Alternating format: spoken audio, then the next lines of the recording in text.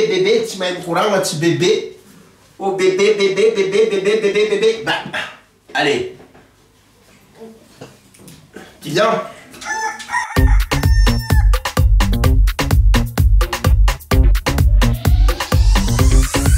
Oh bébé, angarangana hati bébé.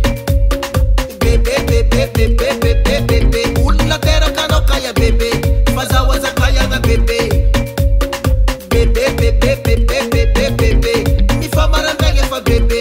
Ola chisu bonjour fa bébé. Bébé. Elpa katenga fa bébé. Chima emi kuranga chi bébé. Bébé.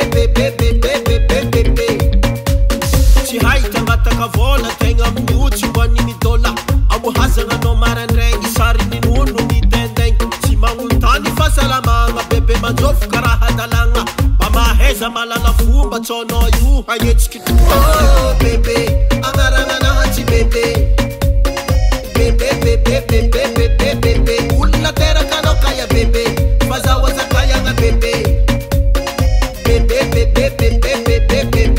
Mi fa marangenge fa bébé. Ola chisu bonjour fa bébé. Bébé. Elpa katenga fa bébé. Chima emi kuranga chi bébé. Bébé. Vous savez l'histoire du corbeau et du renard? C'est pareil. Après les guettos flatteurs, vie au dépend de celui qui l'écoute. Faites attention. Oh bébé, angarangana hati bébé. Bébé. Ula tera kano kaya bébé. Fazawaza kaya na bébé. Bébé. Mi fa marandenge fa bébé. Ola chisu bonjour fa bébé. Bébé. Elpa katenga fa bébé. Chima emi kuranga chi bébé. Ila pleti na va. Bébé. Ulube matera kano izamnu. Bola kaya no bébé. Tambi tsakor tuzeni changaru mosu.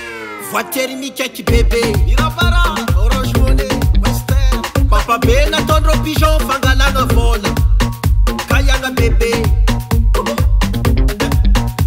Tovilahi mandrutsiruti roma masos. Manga peta kangaranga bébé. Oh, chiffre. Atanda ke. Oh bébé.